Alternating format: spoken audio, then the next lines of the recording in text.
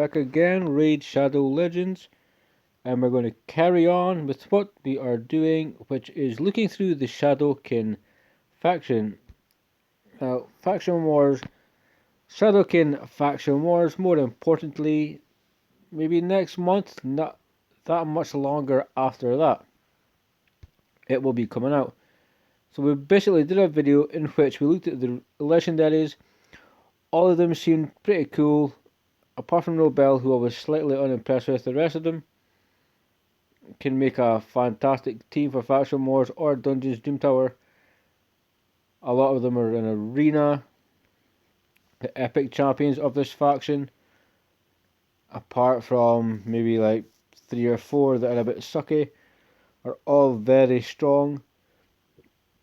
Again, very good for all content or Faction Wars, wherever you want to use them. In this video, we're going to take a look at what the rares can do. Rares, you'll pull 100 rares before you most likely pull one of those epics. And they're widely available. You're going to pull your blue shards. Chances are you're going to get one of these. So let's see if they're actually any use, if they have actually any purpose in being there. Attacks an enemy twice, each hit has a 40% chance of placing a hero reduction. That's quite disappointing. Attacks one enemy 3 times, each hit has a 50% chance. It will go to 75% chance of decreasing the turn meter by 10%. The third hit, the chance of placing decreased speed for 2 turns. The turn meter decrease isn't the worst. The decrease speed isn't the worst. This is available on herself and the reflect damage. So the A2, the A3 is okay. The A1 is really shit. If you needed to use her, I'm pretty sure she could do something for you. I just really do not like that A1. The A2 and the A3, again, they seem okay. We have Assassin. They did really well with this faction as far as how they designed them. Attacks one enemy, 75% chance of placing a poison for 1 turn, which is a bit underwhelming.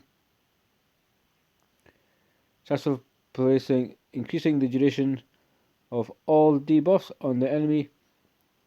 I mean, if you put him on the same Assassin on the same team as Rio Bone Spear, you get lucky and you pull a Void Lego, and you have this dude. Then this move is really cool. Otherwise, you'd be building him for accuracy. Assassin enemy, chance of placing a beacon. Yeah, I mean, you wouldn't really use this dude with accuracy purely just so he could try and extend duration of debuffs when there's other champions that will do that for you. So I wouldn't really do anything with Assassin. Life Taker, I mean, A2, A3 I would have fun at 50. Assassin I wouldn't touch. Blood Mask looks pretty cool. Pretty interesting weapon. Attacks one enemy, 45% chance of decreasing the target's turn meter by 10%. I mean, that could potentially be handy outside of the faction, in a dungeon, if you only have him and you're on normal Doom Tower, or if it's progression. The reduction of turn meter is actually like so helpful. Attacks one enemy, 50% chance will go to 75% of placing 15%. So a small version of decreased speed. Attacks one enemy, chance of placing a stun. Single person stun is quite boring. All that books, no.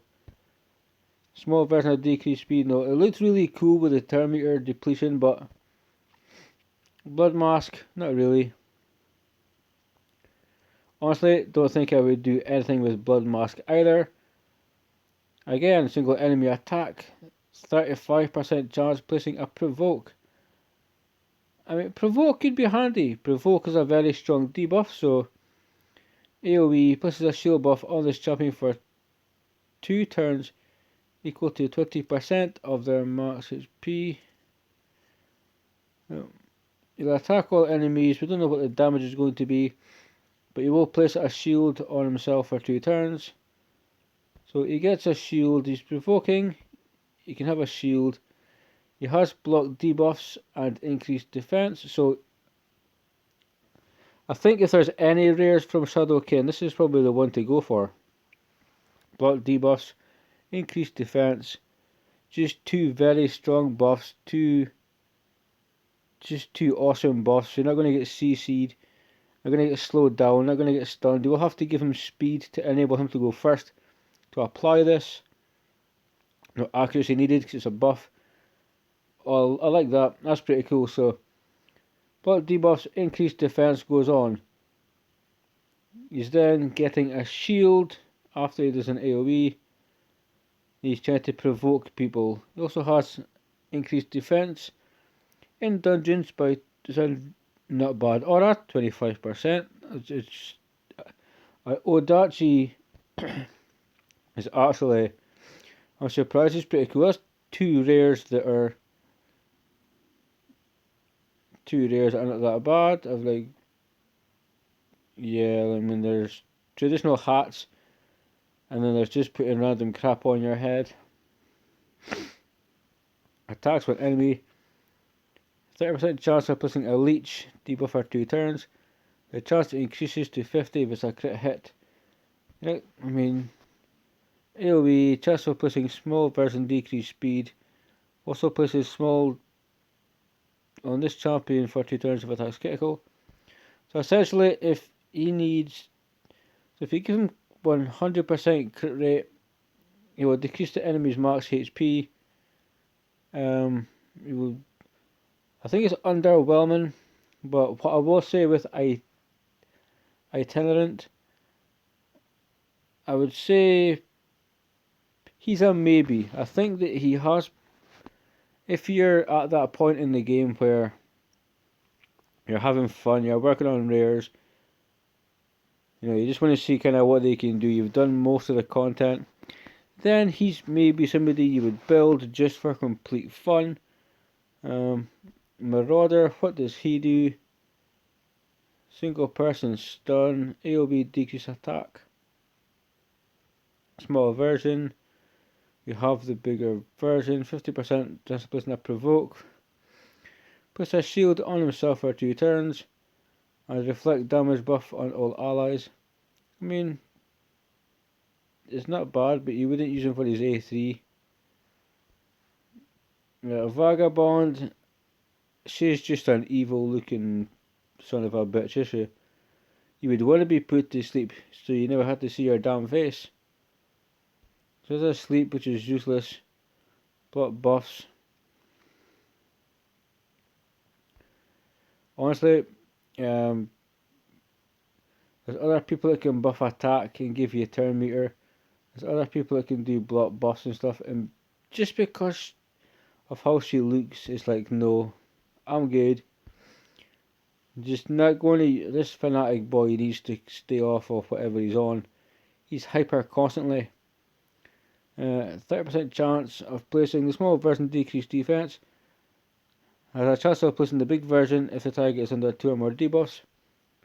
So decreased defense weaken again. If we can get debuffs up, that might be okay.